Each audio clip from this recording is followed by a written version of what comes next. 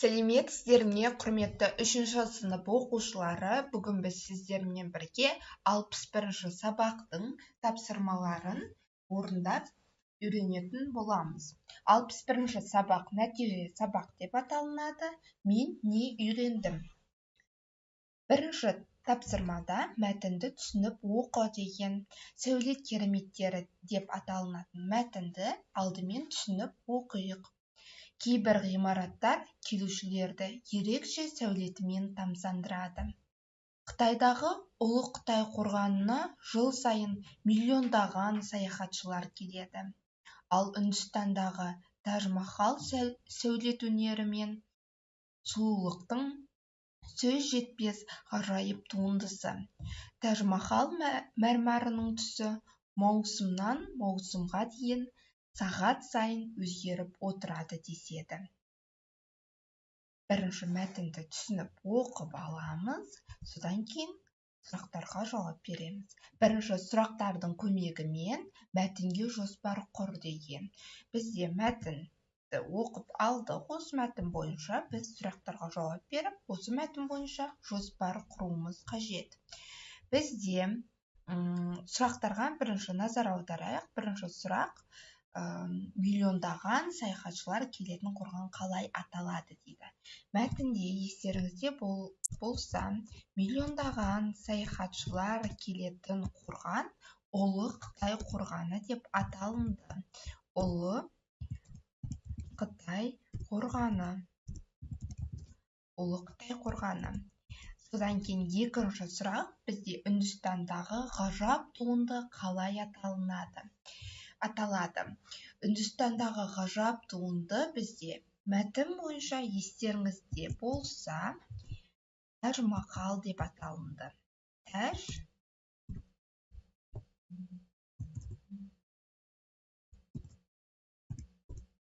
Таж-Махал. Енді үшінші сұраққа назар аударатын болсақ, үшінші сұрақта Таж-Махалда ненің түсі өзгеріп тұрады?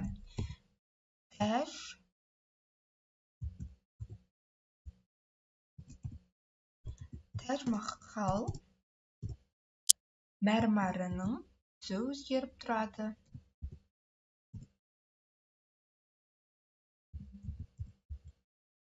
Таж-Махал мәрмәрінің түсі өзгеріп тұрады. Сұрақ бойынша біз жоспар құрдық. Осы жоспарды жазып аласыздар. Келесі тапсырма: жоспар мен тірек сөздерді пайдаланып, мәтіннің мазмұнын жаз. Бізде төменде тірек сөздер көрсетілген. Алдымен тірек сөздерді оқып алайық. Тірек сөздерде сәулет кереметтері, тамсандыру, Ұлы Қытай қорғаны, миллиондаған халық, Таж-Махал, мәрмәрдің түсі, маусымнан маусымға дейін, сағат сайын өзгеріп отыру деген бізде тірек сөздер көрсетілген. Осыған байланысты біз жоспар мен тірек сөздерді пайдаланып, жоспар бізде жаңа біз жоспарын жазып кеттік. Осы жоспар мен астында көрсетілген тірек сөздерді пайдаланып, мәтіннің мазмұнын жазамыз. Олай болса, жазайық. Бірінші жоспары: Ұлы Қытай қорғаны, Таж-Махал мәрмәрі. Мен тірек сөздерді байқасаңыздар, қара түспен көрсетіп қойдым. Ал енді мәтінді асықпай мазмұндайық. Ұлы Қытай қорғаны адамдарды әсем сәулет кереметтерімен тамсандыратын ғимарат. Оған жыл сайын миллиондаған халық келеді. Бұл қорған Қытай елінде орналасқан және әлемге әйгілі. Таж-Махал Үндістандағы өте әдемі ғимарат. Ол сәулет өнері мен сұлулықтың ғажап туындысы болып саналады. Көптеген адамдар Таж-Махалды көру үшін алыс елдерден келеді. Таж-Махал мәрмәрдан салынған. Оның мәрмәрінің түсі маусымнан маусымға дейін тіпті сағат сайын өзгеріп отырады. Сондықтан Тәж-Махал әр уақытта әртүрлі болып көрінеді. Байқаған болсаңыздар, мен жаңағы тапсырма бойынша тірек сөздерді қолданып, жоспарды қолданып, мәтіннің мазмұнын көрсетіп жазып шықтым.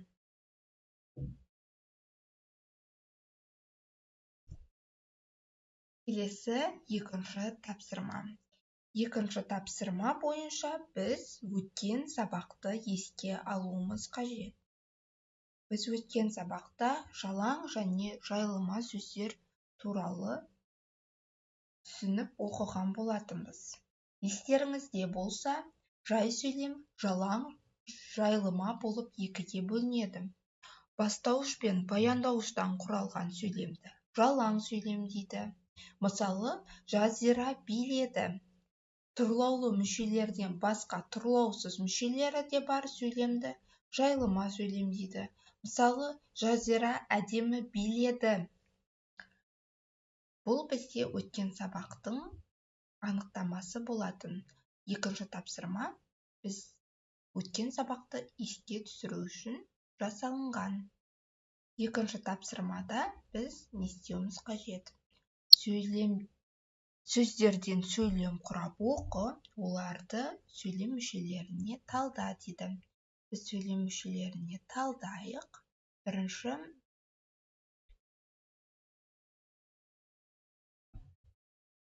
екінші тапсырма жалаң сөйлемдер. Бізде астында сөздер берілген. Күн бұлттанды, биікке ұшақ көтерілді, кірді, мұғалім, түн, сыныпқа, қуанды, Динара ұзарды деген сөздер көрсетілген. Осыларға байланысты біз сөйлем мүшелеріне талдап жазуымыз қажет. Жалаң сөйлемдер жаңа айтып кеткендей бастауыш пен баяндауыштан тұрады. Мысалы, күн бұл бізде бастауыш, ал бұлттанды дегеніміз баяндауыш. Екіншісі, мысалы, түн бізде бастауыш, ұзарды дегеніміз баяндауыш. Динара дегеніміз бізде адам есімі бастауыш, қуанды дегеніміз баяндауыш. Жайылма сөйлемдер бастауыш пен баяндауыштан бөлек, яғни тұрлаулы мүшелерден бөлек, тұрлаусыз мүшелерден құралады. Мысал ретінде, мұғалім бастауыш, кірді баяндауыш, ал сыныпқа дегеніміз тұрлаусыз мүше. Келесі, ұшақ бізде бастауыш, көтерілді баяндауыш, биікке болса тұрлаусыз мүше. Екінші тапсырмада сөздерден сөйлем құрадық және оларды сөйлем мүшелеріне талдап жаздық. Енді құралған жалаң жайылма сөйлемдерді тиісті пойыз вагондарына орналастыр. Ол сөйлемдердің бір-бірінен айырмашылығы неде? Бізде мен жоғарысында жазып кеттім жалаң сөйлемдерді және жайылма сөйлемдерді. Енді жалаң сөйлемдерді пойыз вагондарына орналастырамыз. Жаңағы сөйлемдерді мен қайсысы бастауыш, қайсысы баяндауыш екенін де сіздерге айтып кеттім. Пойыз вагондарына орналастырғанда сіздер мұнда күн бұлттанды деп жазасыздар. Күн бізде бастауыш, мұнда бұлттанды, мына жерге баяндауыш, бұлттанды деп жазасыздар. Ал жайылма сөйлемге мұғалім бастауыш, тұрлаусыз мүше сыныпқа, кірді баяндауыш. Осылай жазып аласыздар. Ал енді бұл сөйлемдердің бір-бірінен айырмашылығы неде екен айта кетейік. Өткен сабақтағы анықтаманы еске ала отырып, өткен сабақта анықтамада бізде жай сөйлем, жалаң және жайылма болып бөлінеді. Бастауыш пен баяндауыштан құралған болса жалаң сөйлем дейді, ал тұрлаулы мүшелерден басқа тұрлаусыз мүшелері бар сөйлемді жайылма сөйлем дейді деген анықтама бойынша айтатын болсақ, бір-бірінен айырмашылығы жалаң сөйлем тек бастауыш пен баяндауыш Ал жайылма сөйлем болса, тұрлаулы мүшелермен қатар, яғни бастауыш пен баяндауышпен қатар тұрлаусыз мүшелерден тұрады. Осы бізде айырмашылығына жатады. Келесі үшінші тапсырмада бізде сызбаны толықтыр деген. Сызбаны толықтыру үшін міндетті түрде астындағы сөздерді оқуымыз қажет. Мағынасына қарай өзара байланысады, олардың байланысы сұрақ қою арқылы анықталады дейді. Мағынасына қарай өзара байланысатын, олардың байланысы сұрақ қою арқылы байланысатын зат бізде сөйлем мүшелері. Сонда біз осы орынды сөйлем мүшелері деп толтырамыз. Сөйлем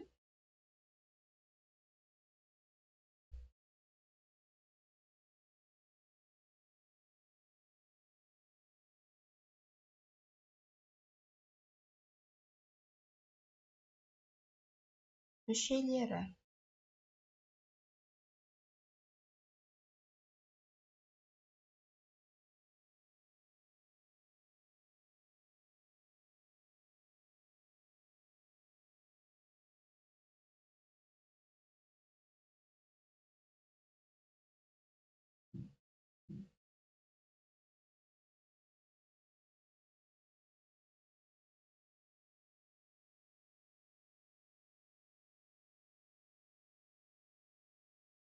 Сөйлем мүшелері. Ал енді төртінші соңғы тапсырма. Мәтіндегі көп нүктенің орнына тұрлаулы мүшелердің бірін қойып оқы. Ал енді тұрлаулы мүшелер не екенін есімізге салатын болсақ, тұрлаулы мүшелер бастауыш және баяндауыш. Ал енді мәтінді оқиық.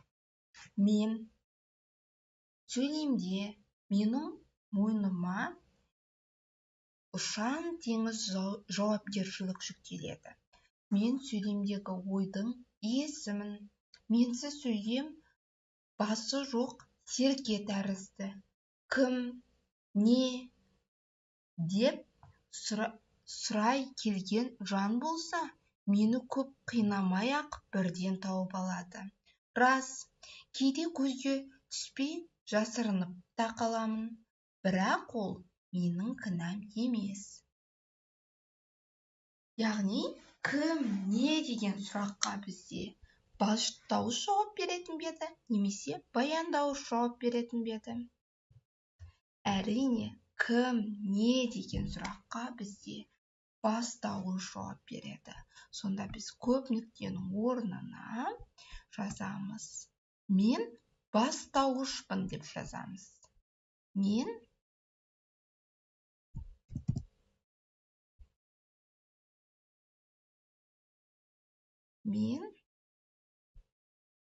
бастауышпын.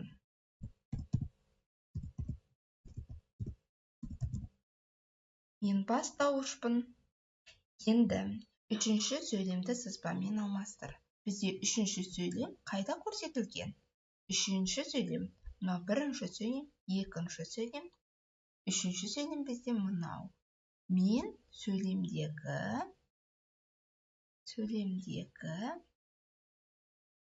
ойдың иесімін деген сөйлем бізде үшінші сөйлем. Енді осы үшінші сөйлемді жазып сызбамен алмастыруымыз қажет. Яғни сызбамен алмастырған кезде сөйлемде қайсысы бастауыш, қайсысы баяндауыш, қайсысы тұрлаусыз мүше екенін табуымыз қажет. Сөйлемде мен ол бізде бастауыш, сөйлемдегі иесімін деген сөз баяндауыш, ал сөйлемдегі деген сөз тұрлаусыз мүше, ойдың деген бізде ол да тұрлаусыз мүше. Сонда үшінші сөйлемді сызбамен алмастырып жазып шықтық. Тапсырмалар түсінікті болды деген ойдамын. Келесі сабақтарда жүздескенше каналға жазылып, осы видеоға лайк қоюды ұмытпаңыздар. Сау болыңыздар.